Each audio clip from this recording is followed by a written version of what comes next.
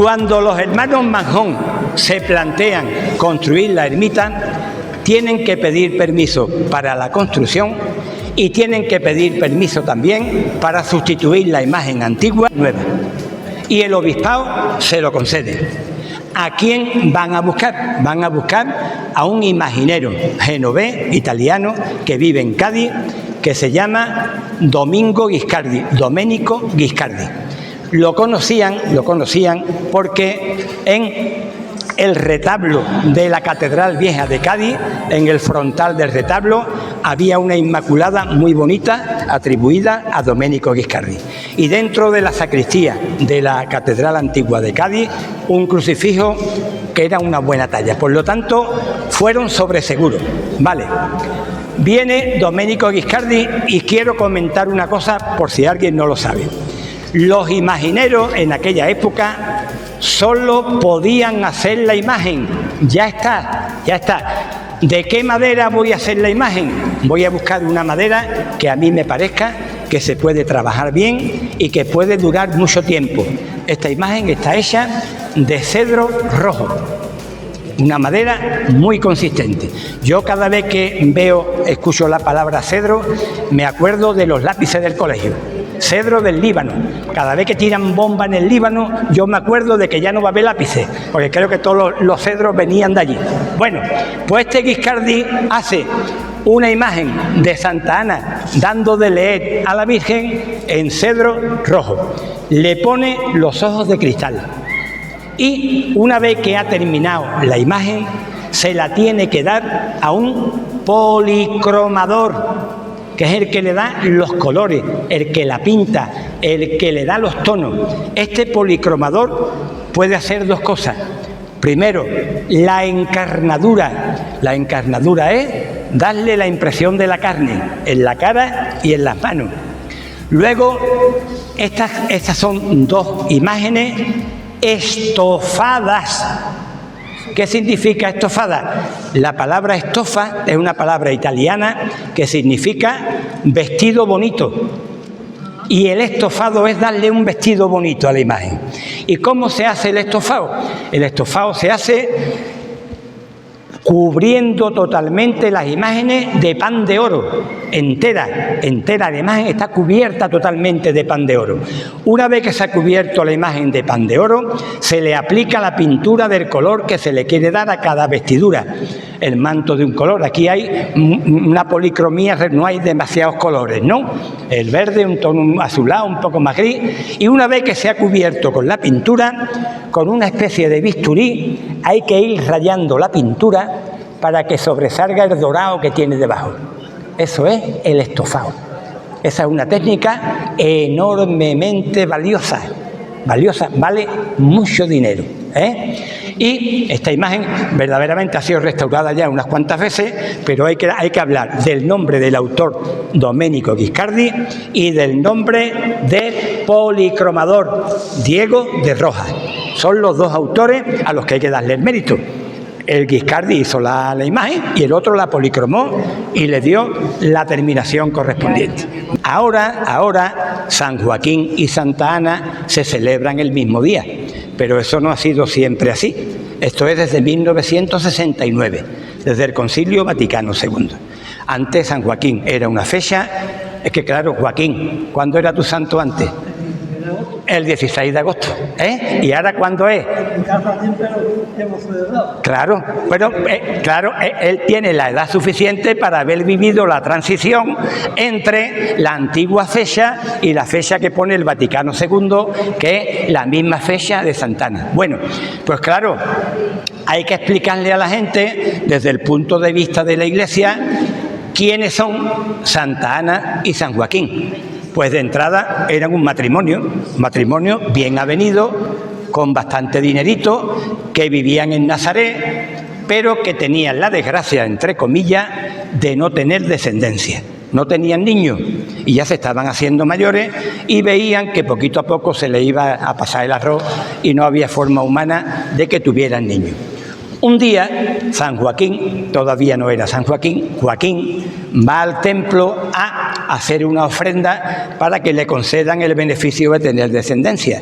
Pero se encuentra con un sacerdote que había en el templo con muy mala leche, no le habrían pagado todavía la paga del mes al hombre, estaría regular, que lo expulsa del templo porque dice que no tiene derecho a hacer una ofrenda si no tiene descendencia. El hombre, con la autoestima por los suelos, se va al monte, se pierde allí en el monte y empieza a rezar de una manera desesperada a ver si alguien le concede el atributo o el beneficio de tener descendencia. La mujer Ana se entera y también empieza a rezar de una manera desconsolada y consigue. Ahora viene lo maravilloso, porque todas estas historias tienen la impronta de lo maravilloso, porque lo que se pretendía era impresionar, sorprender, llamar la atención. Que un ángel se le presenta a Ana y le dice que no se preocupe, que va a tener descendencia, pero que la descendencia que tenga la tiene que encomendar al templo para que sirva en el templo. De manera que cuando Joaquín vuelve a su casa, se encuentra con la buena nueva, van uno al encuentro del otro, de que ya los dos son conocedores de que van a tener descendencia. Bien, esta es la representación que hacen los cuadros clásicos del beso que se dan los dos, el matrimonio, en la puerta dorada de Jerusalén, cuando se han enterado de que van a ser padres. Y detrás está la representación pictórica de la Santa Ana Sedente como maestra, enseñándole a la Virgen María a leer y a escribir. Pasarlo por ahí, porque son imágenes bonitas que queden en las retinas. Claro, tuvieron a una niña a la que le pusieron de nombre Miriam, María, y la encomendaron al templo, fijaros la historia, la encomendaron al templo hasta los 12 años. A los 12 años le dijeron en el templo, mira, ya es hora de que la niña se despose, se case. Y hubo un casting de pretendientes para la niña. Y el casting lo ganó un tal San José, que llegó con una vara y al golpear el suelo con la vara, dice que salió una paloma de la vara. Y dirían esta gente, si este es capaz de hacer estos trucos, es buen marido para la niña. ¿Se la llevo? En el sitio donde nosotros estamos ahora hubo un molino, es que el nombre del molino era bueno, pero es porque explicaba para qué era el molino. Se llamaban molinos de pan comer. Sí, molinos de trigo, claro, para hacer pan. Este era, no era este, yo lo he puesto aquí, porque si algún viajero que viniera de aquel lado divisaba el Cerro de Santana, antes de ver esta imagen que está aquí, vería donde está la ermita, el molino, pasarlo por ahí y lo veis.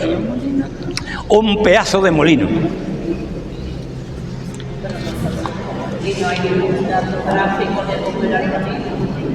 Yo lo he buscado y no lo he encontrado. No, el molino supuestamente se había construido encima de esta torre vigía de la que yo hablé ahí fuera. Quedaron los restos cuando los hermanos Manjón, que eran los mecenas de la obra, quisieron construir la ermita, tuvieron que pagarle a los antiguos propietarios los escombros que quedaban. El duque los obligó a pagarle la cantidad correspondiente. Bueno, pues ya estamos metidos en la obra. Ya se ha construido la ermita queda perfectamente construida y como no había fotografía en aquella época, a lo más que nos tenemos que remitir es a los cuadros que algunos de los pintores pintaban en aquella época. Este es un cuadro de Francisco Javier Riesmayer, que es un pintor alemán que anduvo por esta parte, pintó bastante en la Santa Cueva de Cádiz, tiene unas cuantas obras repartidas por la bahía de Cádiz, y es una vista de la ermita desde este lado de atrás, desde el lado de atrás. Aquí no tenéis que mirar todavía por detrás. Ahí se ve que es una ermita de cantería, de piedra, con la parte del pórtico toda de piedra. alrededor un pórtico octogonal hecho de piedra con arcos de medio punto, son los que tiene ahora. Recalco lo de arcos de medio punto porque ahora viene una historia también relativamente compleja, que es cuando hacen la restauración del pórtico de alrededor de la ermita. Bien, estamos ya entonces, han terminado la obra en el año 1774, se hace la bendición, empieza la capilla a entrar en funcionamiento, pero los hermanos Majón son previsores y han estipulado que una vez que se haya terminado la construcción de la ermita, hay que crear una fundación que tenga fondos suficientes para ir restaurando todo aquello que se vaya deteriorando. Entonces hacen provisión de fondos y se supone que tienen garantizado el mantenimiento de la ermita por una serie de años. Pero la realidad a veces se contrapone con los deseos, y llegamos al año 1797. Y nadie habla en el año 1797 de cómo está la ermita. No hay testimonios directos, pero hay un testimonio muy importante, que es que ya el que está a cargo de la construcción de la iglesia mayor de Chiclana no es Torcuato Cayón, que había muerto para siempre ya, sino que era su ahijado Torcuato Benjumeda. Y Torcuato Benjumeda le hace un escrito a la Junta de Construcción de la iglesia y le pide materiales, porque no tenían materiales para seguir construyendo la iglesia mayor. De manera que entre la relación de materiales pone: y podemos utilizar los despojos de la ermita de Santa Ana. Quiere decir que en el año 1797 esto estaba en franco estado de ruina, cuando Torcuato Benjumeda se atreve a solicitar materiales de cantería de aquí para poder utilizarlo en la construcción, en la obra de la iglesia mayor de Chiclana. Y ese deterioro del año 97 se prolonga hasta la llegada de los franceses. Ya estamos en la guerra de la independencia. Han llegado los franceses aquí el 7 de febrero de 1810. Llegan, toman posesión de la ciudad y aquí en los terrenos de la ermita montan un fortín de artillería, una batería de cañones, enfocado todo a las defensas del caño de Santipetri, puesto que al otro lado del caño están las baterías españolas. De manera que, si esto estaba deteriorado, el hecho de meter los cañones aquí, levantar las barricadas, quitarían piedras de la ermita para poner los baluartes, es decir, lo deterioran todavía más. Y estamos hablando de 2 años continuados de permanencia aquí, de febrero del 10 hasta agosto de 1812. Y en ese intervalo ocurre algo que vale la pena contar, porque a los pobrecitos los tengo aquí abajo. Están justo aquí debajo de donde estoy yo. Bien, y hay, claro, para los franceses una tremenda desgracia. El, digamos, máximo responsable de la artillería francesa, que es este buen hombre que tengo aquí, Alejandro Antonio Herú Sanelmont, un general de artillería, se desplaza desde Puerto Real hasta las defensas que tienen los franceses, pegados al pinar de los franceses, para ver el alcance que tenían las piezas de artillería que los franceses tenían aquí. Y hacen un disparo de prueba contra las baterías españolas que están enfrente. Hacen el disparo, claro, al hacer el disparo se levanta una cantidad de humo, se ve el humo desde las baterías y tuvieron mala suerte porque ese día estaba de guardia en las baterías españolas uno de San Fernando, al que le decían el gafa, que ese tenía una vista que donde ponía el ojo ponía la bala. Y pega un disparo de cañón a donde ve el humo y se carga al general Sanelmont, se carga a un coronel que es el coronel de Kennes y se carga a un capitán que es el capitán Pinondel. Cogen a los tres. Para Napoleón es un disgustazo porque este hombre es un técnico artillero de primera categoría, ¿eh? Aquí tenéis la batería desde donde Juan Ergaza le pegó el bombazo a el general y acabó con su vida, ¿eh? Y aquí está el que lo sustituyó, que este no era tan válido como este. Pasarlo por ahí. Sí, pero ya verá cómo os acordáis del Juan Ergaza, ¿eh? Ahí está. Bueno, pues resulta, mueren los tres, a ver, se los traen a Chiclana y los llevan al Palacio del Retortillo, enfrente de Adolfo. Menos mal que ese día Adolfo no había puesto la terraza. Llegan allí, ponen a los tres para hacerle las honras fúnebres, están 2 días prácticamente allí, y al tercero en un cortejo fúnebre que dice que ha sido lo más ostentoso que se ha visto en Chiclana en toda la historia, lo llevan en procesión hasta la iglesia de San Telmo. Le hacen las honras fúnebres y luego con los catafarcos suben la cuesta de Ormaza, con los pelotes que tiene eso, bueno, de arriba, y lo traen hasta aquí y lo entierran aquí mismo. En el centro el general, aquí el coronel y aquí el capitán. Fijaros si eran importantes,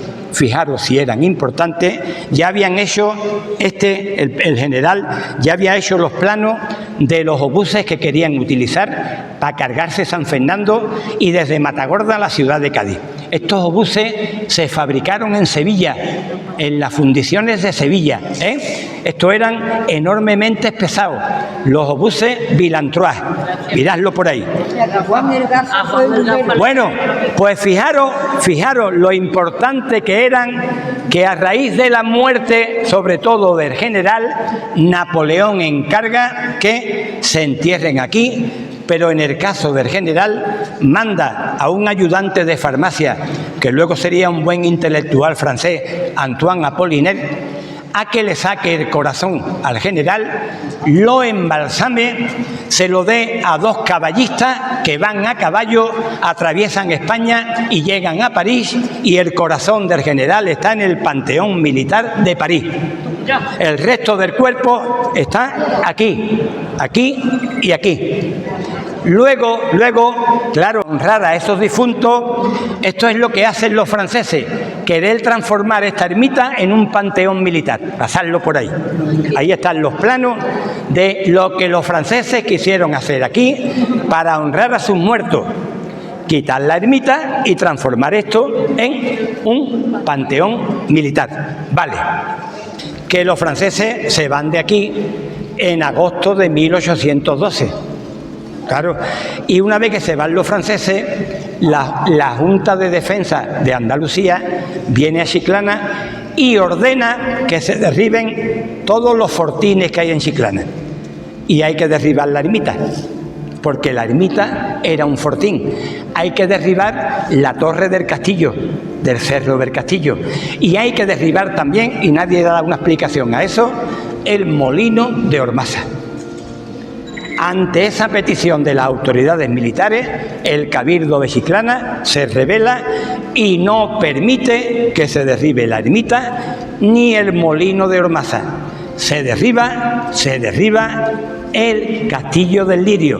De hecho, muchas de las piedras del Castillo del Lirio están hoy en la Iglesia Mayor. Se aprovechaban, ¿eh? Pero claro, eso era en 1813, ya estaba la cosa una mijita más tranquila, y ahora viene 1823, los 100.000 hijos de San Luis. Fui tú para darle una hamburguesa a cada uno de esa gente. 100.000 hijos de San Luis. Vienen a España, recorren España, los ha llamado Fernando VII, que ha venido aquí y no está conforme con lo que hay, que a mí no me gusta el plan que hay aquí, y aquí esto hay que arreglarlo. Llama a su tío, Luis XVIII, y el tío llama al primo, que es el duque de Angulema, que es el que coge a los 100.000 hijos de San Luis. Mira, lo de 100.000 es una exageración. Porque siempre había gente con asuntos propios, gente de lactancia, gente de vacaciones, pero era mucha gente. para los españoles. Vienen aquí, se apoderan de la península ibérica. La batalla más famosa que libran por aquí es la batalla del Trocadero en Puerto Real. Se cuelan por aquí y como tienen la lección aprendida, ganan una batalla en Santipetri y se cuelan en Cádiz, cosa que nunca pudo hacer Napoleón. Estuvieron aquí cierto tiempo hasta que Fernando VII se quedó solito aquí, porque era lo que quería. Fernando VII, el deseado, el deseado. Para los historiadores, Fernando VII, el indeseable, porque era un indeseable. Este Apollinaire escribía diciendo que si Pepe Botella, el hermano de Napoleón, se hubiera quedado de rey aquí, esto hubiera ido mucho mejor que con el impresentable de Fernando VII. Pero la historia tiene esas cosas. Se quedó hasta que en el año 33 se murió para siempre y le dejó el trono. Esa cosa la hizo bien, la verdad. En vez de al hermano, a la niña, Isabel II, que era muy, muy amiga del Paquiro. Paquiro hacía muy buena faena con ella. Bueno, pues claro, el deterioro de la ermita continúa porque todavía nadie está echándole dinero para su restauración. ¿Y cómo termina? Termina demoliéndose todo el pórtico de fuera. El único grabado que queda donde se ve la ermita desnuda, sin el pórtico, es este que vais a ver ahora.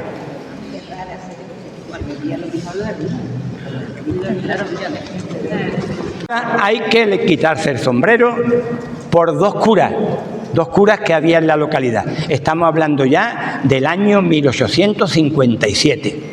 Don Antonio Boy Porral, que es un cura gallego que ya vive aquí, ya mayorcito, y el vicario de la iglesia, que tiene puesto en esa placa, se ha hecho justicia, don Francisco de Paula, Periñán y Álvarez. Empiezan a recaudar dinero, a hacer rifas, a pedir limosna y consiguen los fondos suficientes para reconstruir el pórtico alrededor de la ermita, para darle la fisonomía que tuvo en la antigüedad. Yo ya repartió por ahí un plano que me hace falta. Vale, bueno, pues resulta que contratan a un maestro de obra que no tiene los planos originales. Y entonces el maestro de obra, en lugar de hacer los arcos que tiene ahora, por cada arcada, por cada lado del octógono, ahí tenéis, en una de las láminas por detrás,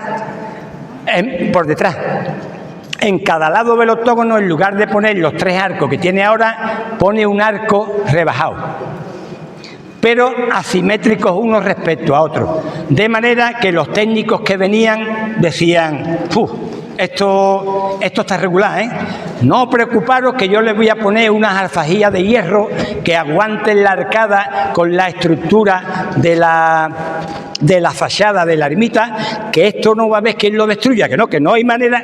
Bueno, pues inauguraron la iglesia. Hay un detalle que tengo que contar, y es que cuando llegaron aquí los franceses, lo primero que hicieron es pedirle permiso, y se lo concedieron para que esa imagen se fuera al convento de las monjas. Entonces había aquí un hombre, estamos hablando de 1810, había aquí un hombre, un tal don Antonio Carrasco, que venía el hombre con un mulo, le puso unas pailas, unos palos, y con mucho cuidado cargaron las imágenes en el mulo, bajó la cuesta y lo llevó allí. Y lo cuento esto porque cuando se vuelve a inaugurar la iglesia, la ermita, con el pórtico hecho de nuevo, ese hombre tenía 49 años más que cuando se llevó a la Virgen para abajo, pero estaba sentado ahí viendo cómo la Virgen subía en unas parihuelas, y cuentan la tradición que le dejaron un sitio en las parihuelas para que él, apoyando el hombro, hiciera como que metía a las imágenes en el sitio que les correspondía, después de 49 años de estancia en el convento de las monjas. Luego, recordarme que hable algo de las imágenes, Tengo que hablar de las imágenes. Bueno, pues en ese periodo de 2 o 3 años consiguen dinero para restaurar, pero la restauración no es la adecuada. Y un año después de terminar la restauración, en una tormenta que hay en la noche del día de la Inmaculada, sale volando el pórtico. El pórtico sale volando literalmente, prácticamente no queda nada, simplemente un trozo de la parte de atrás. Todo esto volando. Cuando se plantean volver a restaurar el pórtico por tercera vez, descubren que aquí detrás, en una pared, hay un dibujo hecho con los planos originales de cómo eran las arcadas que tenía que haber hecho este maestro de obra. Y fijándose de ese dibujo, vuelven a restaurar no ya de piedra, sino de ladrillo, que es lo que tenemos ahora. Y según decían las crónicas, para siempre, bueno, para siempre, entre comillas, ¿de acuerdo? Bien, de manera que el resultado de esa restauración de 1861, más o menos, es lo que nosotros contemplamos ahora. Es verdad que se han hecho muchas obras a posteriori, se ha cambiado el suelo, se ha cambiado las cubiertas sobre todo, y se ha pintado y se le ha dado la pasta que tiene ahora, que parece que de alguna manera aguanta más la intemperie. Pero en líneas generales, la estructura y la estética que tiene ahora la capilla, la ermita, es la misma que tuvo tras la última restauración, ¿vale? Y en el compendio de la historia de la ermita, que han pasado un montón de cosas, pues fundamentalmente aquí lo que ha podido variar es que antiguamente había aquí un altar, ahora todo es de mármol, que era de estuco, de madera y de estuco, bastante frágil y además quebradizo y tendente a salir ardiendo con las velas, y el que hay ahora pues de mármol y toda la solería que se ha puesto nueva, ¿eh? Cuando se quiere vestir el interior de una capilla, se atiende a las pinturas y a las esculturas también. Y aquí son esculturas muy curiosas: San Servando y San Germán, los patronos de Cádiz, los copatronos de San Fernando. Pero la curiosidad de estas dos figuras es que están hechas de papel. Son figuras de papel, de lo que en la técnica imaginera se llama papelón. A ver, que es una técnica que tiene su trabajo. Hay que hacer la figura primero en barro, luego hay que hacerle un molde de escayola, y una vez que se ha abierto el molde de escayola, trocitos de papel encolados se le van pegando al molde hasta que se van sacando las distintas partes, luego se pegan y se policroman, Entonces, cuando os pregunten San Servando y San Germán de la ermita de Santa Ana, son figuras hechas de papelón.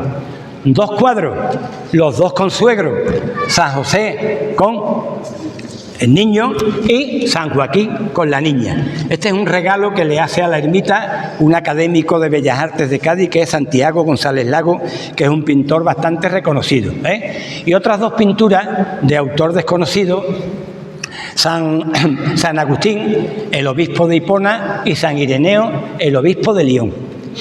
El crucifijo es de una talla relativamente más moderna, En líneas generales, las vicisitudes por las que ha podido pasar esta ermita han sido múltiples, desde la concesión como lugar religioso a la concesión como lugar de utilidad para la ciudadanía, porque sigue siendo cantera. De manera que a la hora de contar la historia de la ermita hay que contar dos o tres sucesos que son cuanto menos sintomáticos de lo que la gente en aquella época pensaba. Por ejemplo, una de las anécdotas que pudo costarle un disgusto a la ermita es la que ocurre en 1914. El dueño del balneario de Braque tiene unas viñas que llegan hasta aquí abajo. Todo esta es una zona de viñas. Parte de las viñas están sobre las piedras. Entonces, casa a su hija con un teniente de navío que estaba en la Carraca. Y entonces él se había enterado que hacían falta piedras para hacer el camino de tierra desde San Fernando hasta la Carraca. Y no se le ocurre a la criatura otra cosa que extraer la piedra de aquí, pero a base de explosivos. En vez de picar piedra, mete cartuchos de explosivos y pegaban unos reventones. Puesto el hecho en conocimiento del obispo, el obispo se presenta y convence a la criatura para que no utilice más barrenos de explosivos, aunque puede seguir explotando la cantera, puesto que tiene permiso para poder hacerlo. 1914.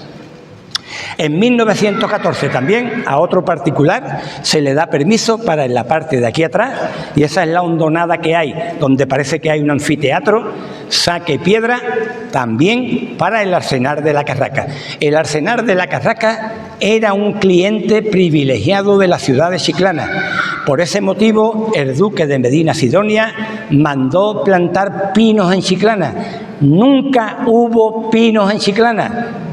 Los pinos son de fuera, especies foráneas. El duque mandó plantar pinos porque se veía venir que si ahí había un arsenal iban a construir barcos y los barcos necesitan madera y esa madera la iba a vender él y se iba a ganar dinero. Y luego, como hacían falta piedra, pues aquí estaba la piedra. Ese es el motivo por el que haya una hondonada donde más tarde se haría el polideportivo municipal, el colegio público Nuestra Señora de los Remedios, y aquí atrás se ha quedado la hondonada como un espacio verde, una zona verde para uso del público en general. Y otra anécdota que es para pegarse 2 tiros con una pistola de agua. En el año 1929, ya se han arreglado todos los papeles, se tiene que pagar la contribución de este espacio y se equivoca el escribano y en vez de poner el nombre de la contribución a don Manuel Barberá, que era el cura de la iglesia mayor, lo pone a nombre de Manuel Barbosa. Se equivoca de apellido, Barbosa por Barberá. Claro, los recibos le llegaban a este Barbosa y yo tengo que ver con la ermita. Y así se pegan desde el año 29 hasta el año 42. Consecuencia, sale a subasta la ermita con todo su terreno. Y un espabilado que vivía aquí atrás, que era ingeniero naval en los astilleros Echevarrieta de Cádiz, don Juan Campo, se entera de la subasta, va a la subasta y compra todo esto por el astronómico precio de 85 pesetas. Se queda con esto por 85 pesetas.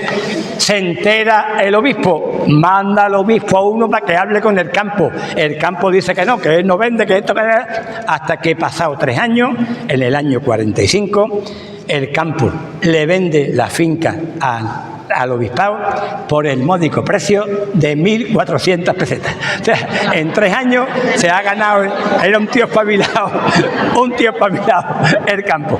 Y afortunadamente ahora, la ermita tiene un convenio de colaboración entre ayuntamiento, iglesia y obispado de Cádiz, por el cual es un espacio público siempre subordinado al uso religioso. Cuando hay un uso religioso, queda un poco condicionado por hacer ese servicio religioso, pero en líneas generales es un parque como espacio público. Y yo creo que hasta aquí está bien la explicación. Espero que os hayáis enterado y muchas gracias por la atención.